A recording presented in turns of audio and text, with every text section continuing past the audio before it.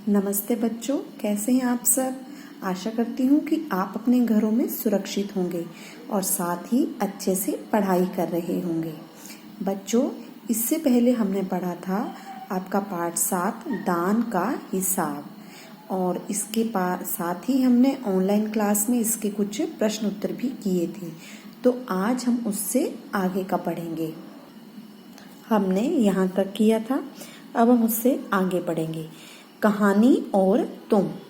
क प्रश्न है, राजा राजकोष के धन का उपयोग किन किन कामों में करता था।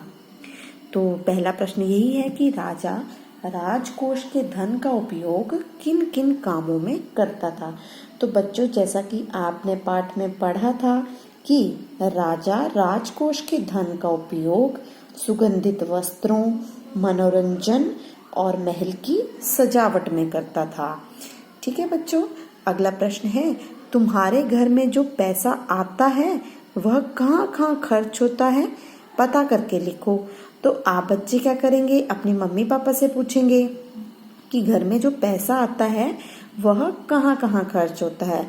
जैसे कि आप लिख सकते हैं खाने पीने का सामान खरीदने में, कपड़े खरीदने में, पढ़ाई लिखाई में, पूजा पाठ में, दवाइयाँ खरीदने में, बिल वगैरह देने में। तो इस तरह के कामों में घर में जो पैसा आता है वह खर्च होता है, और बाकी आप अपने पेरेंट्स से पूछकर लिख सकते हैं। अगला प्रश्न है ख, अकाल के समय लोग राजा से कौन कौन से काम करवाना चाहते थे। तो यह आपकी बुक का ही प्रश्न है। तो अकाल के समय लोग क्या चाहते थे, वो चाहते थे कि राजा उनको 10,000 रुपए दे दे। कितने रुपए मांग रहे थे वो, 10,000 रुपए मांग रहे थे, जिससे कि वे लोग दूसरे देशों से अनाज खरीदकर अपनी जान बचा सकें। अब प्रश्न अगला है, तुम अपने स्कूल या इलाके में क्या क्या काम करवाना चाहते हो। जैसे आपके स्कूल में अगर आपको कुछ कमी दिखती है तो वहां पर आप क्या काम करवाना चाहते हैं, या फिर आपको अपने इलाके में कोई कमी नजर आती है अपने गांव में, तो वहां पर आप कौन कौन से काम या फिर सुधार के काम करवाना चाहते हैं। तो वो आप अपने आप लिखेंगे। जैसे कि आप लिख सकते हैं कि मैं अपने इलाके में अच्छे अच्छे पेड़ पौधे लगाऊंगा, अच्छे फूल लगवाऊंगा, झूले भी लगवा दूंगा। तो इस तरह से आप कुछ काम लिख सकते हैं। अगला प्रश्न है क, राजा किसी को दान देना पसंद नहीं करता था। तुम्हारे विचार से राजा सही था या गलत। अपने उत्तर का कारण भी दो। तो बच्चों, ये तो सीधा ही उत्तर है कि राजा गलत था। राजा गलत क्यों था, क्योंकि राजा जो होता है मुसीबत के समय वही प्रजा की रक्षा करता है, वही प्रजा के हित में सोचता है।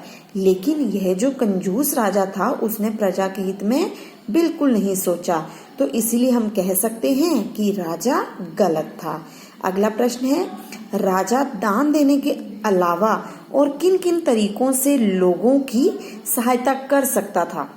मतलब अगर वो दान न देता तो वो और किन तरीकों से लोगों की सहायता कर सकता था। तो बच्चों, राजा क्या कर सकता था, उसका जो राज भंडार था वहां से लोगों में अनाज बांट सकता था, और इस तरह से वह उनकी समस्या का समाधान कर सकता था। और साथ ही साथ गांव में कुएं, नहर भी खुदवा सकता था, जिससे कि आगे चलकर भी अकाल की नौबत न आती। तो इस तरह से राजा ऐसे काम करवा सकता था। ठीक है बच्चों, चलिए हम आगे पढ़ते हैं। बच्चों, आगे है, इन शब्दों के दो दो अर्थ हैं। नीचे जो शब्द लिखे हुए हैं इनके दो दो अर्थ हैं। उन अर्थों के अनुसार इन शब्दों के वाक्य बनाओ। तो सबसे पहले तो हमें उन शब्दों के अर्थ भी दो पता होने चाहिए अलग अलग। जैसे कि आपका पहला शब्द है पूर्व। तो पूर्व क्या है, एक दिशा भी है, और पूर्व किसे कहते हैं, पहले जो पहले काम हो चुका है उसको भी हम क्या कहते हैं, पूर्व। वैसे ही जल, जल क्या है, पानी, पानी को भी जल कहते हैं। और अगर कोई हाथ वगैरह आपका जल जाता है तो उसको भी हम क्या कहते हैं, जल। मन क्या है, हमारा जो मन होता है आंतरिक मन, और दूसरा मन होता है माप। बच्चों पुराने, अब तो हम जैसे किलो, क्विंटल इस तरह से मापते हैं, लेकिन पहले जमाने में मन भी एक माप का ही मेजरमेंट के लिए यूज किया जाता था। ठीक है, कि इतने मन अनाज, तो ये क्या है, एक माप। कर, कर होता है करना, मतलब कोई भी काम करना, और दूसरा कर होता है हाथ। हाथ को हम क्या कहते हैं, कर। मगर, मगर होता है मगरमच्छ, और दूसरा इसका अर्थ है लेकिन। ठीक है, तो इससे आप वाक्य बना सकते हैं। जैसे पहला है दिशा, तो पूर्व दिशा, पूर्व से हम वाक्य बनाना चाहते हैं, तो सूर्य कहाँ से उदय होता है, पूर्व से, तो आप लिख सकते हैं कि सूर्य पूर्व दिशा से उदय होता है। ठीक है, अगला है पहले, इसका दूसरा अर्थ है पहले। मैंने ये काम पूर्व में ही कर लिया था, मतलब पहले ही कर लिया था। जल, जल होता है पानी, तो मुझे जल दो। फिर दूसरा अर्थ है इसका जलना, तो वाक्य तो आप किससे बनाएंगे, वाक्य आप इसी से ही बनाएंगे, जल से। तो जलना, मेरा हाथ जल गया। मन, मेरा मन बहुत साफ है। माप, तो मन से माप का क्या वाक्य बना सकते हैं कि मुझे 4 मन अनाज दो। कर होता है हाथ, तो आप लिख सकते हैं कि मेरे कर बहुत ठंडे हो गए हैं। और दूसरा है करना, तो आप लिख सकते हैं कि मैंने यह काम कर दिया है। मगरमच्छ, मगर क्या होता है, मगरमच्छ, और दूसरा अर्थ है लेकिन, तो आप लिख सकते हैं कि मैंने एक मगर देखा। ठीक है, मगर मतलब मगरमच्छ देखा। और दूसरा है लेकिन, तो उसमें आप लिख सकते हैं कि मैंने खाना तो खाया मगर पेट नहीं भरा। तो इस तरह से आप इनके वाक्य बना सकते हैं बच्चों। चलिए हम आगे देखते हैं। कर्ण कौन थे, ये हम पहले ही कर चुके हैं। कर्ण कौन थे, कुंती के पुत्र थे, सबसे बड़े पुत्र, सूर्य पुत्र भी उनको कहा जाता है। वह किस लिए प्रसिद्ध थे, था लिखा है, आप बोल सकते हैं था भी। किस लिए प्रसिद्ध था कर्ण, कर्ण ने अपना सब कुछ दान में दे दिया था, इसीलिए वह दानवीर के नाम से प्रसिद्ध था। उन्होंने अपने कवच और कुंडल दान में दे दिए थे। उसके आगे है, उस समय के अन्य लोगों के नाम बताओ। तो उस समय पांडव और कौरव हुआ करते थे, तो आप क्या करेंगे, पांडवों के, 5 पांडवों के नाम यहाँ पर लिखेंगे और यहाँ पर कौरवों के नाम लिखेंगे। ये आपके लिए गृह कार्य है, असाइनमेंट है। ठीक है बच्चों, अब आगे देखिए। नीचे लिखे शब्दों को शब्दकोश के क्रम के अनुसार लगाओ। तो बच्चों शब्दकोश का क्रम होता है, जैसे आप ए बोलते हैं अ, आ, ई, तो सबसे पहले क्या आ रहा है हमारा शब्द अ। तो यहाँ पर हम क्या करेंगे कि सबसे पहले क्या कोई अ अक्षर से शुरू होने वाला शब्द है, यस, तो हम सबसे पहला नंबर किसको देंगे, अकाल को। ठीक है, तो आप इसको सबसे पहले लिखेंगे। यहाँ पर आप क्या लिख देंगे, अकाल। ठीक है, मतलब सबसे पहले नंबर पर क्या आएगा, अकाल। अब दूसरे नंबर पर देखते हैं। दूसरे नंबर पर अ वाली लाइन से तो यहाँ पर कोई भी शब्द नहीं है। फिर हम देखते हैं क वाली लाइन से है, तो क वाली लाइन से भी कोई नहीं है। क वाली लाइन का मतलब है क, ख, ग, घ, ङ, तो उससे कोई शब्द नहीं है। फिर हम देखते हैं कि च वाली लाइन से है, च, छ, तो आप यहाँ पर देख रहे हैं कि ये जो शब्द है च, चेहरा, तो ये क्या है, च से शुरू हो रहा है, तो दूसरे नंबर पर आप क्या लिखेंगे, चेहरा।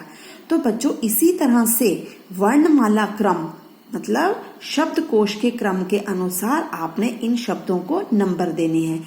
जैसे कि मैंने 2 शब्दों को नंबर दे दिए हुए हैं, इसी तरह से आप अन्य शब्दों को भी नंबर देंगे। ठीक है बच्चों, तो यह भी आपके लिए क्या हो जाता है, गृह कार्य। यहाँ पर नंबर देने के बाद आपने यहाँ पर इनको लिख लेना है। ठीक है बच्चों, अब यह भी एक प्रश्न है कि नीचे दी गई संख्याओं को शब्दों में लिखो। शब्दों में मतलब यहाँ पर लिखा हुआ 56, 56 को हम हिंदी में क्या कहते हैं, 56। तो इस तरह से इन सभी को हमने, इन संख्याओं को शब्दों में लिखना है। लेकिन इन संख्याओं को शब्दों में लिखने से पहले बच्चों आप 1 से लेकर 50 तक की जो संख्याएं हैं उनको आपने पहले शब्दों में लिखना है। ठीक है, तो ये भी आपके लिए गृह कार्य हो गया। आपने इन शब्दों को नहीं लिखना, आपने क्या करना है, सीधा ही 1 से लेकर 50 तक की संख्याएं जो हैं उनको आपने शब्दों में लिखना है, और उसके बाद हम 50 से लेकर 100 तक की संख्याओं को शब्दों में लिखना सीखेंगे। ठीक है बच्चों, बच्चों जैसे कि ये संख्याएं आपकी, यह है 1, इसको हिंदी में क्या लिखेंगे? 1, 2, 3, 4, 5, 6, 7, 8, 9, 10, 11, 12, 13, 14, 15, 16, 17, 18, 19, 20, 21, 22, 23, 24, 25, 26, 27, 28, 29, 30, 31, 32, 33, 34, 35, 36, 37, 38, 39, 40, 41, 42, 43, 44, 45, 46, 47, 48, 49, 50। तो यहाँ तक की जो शब्द हैं, संख्याएं हैं, इनको आपने शब्दों में लिखना है। तो बच्चों यह था आपका पाठ दान का हिस्सा। तो हमने इस पाठ से संबंधित सभी प्रश्न उत्तर कर लिए हैं। तो आप बच्चे क्या करेंगे? जितना भी काम आपको करवाया गया है वह अपनी कॉपी में लिखेंगे। थैंक यू बच्चों।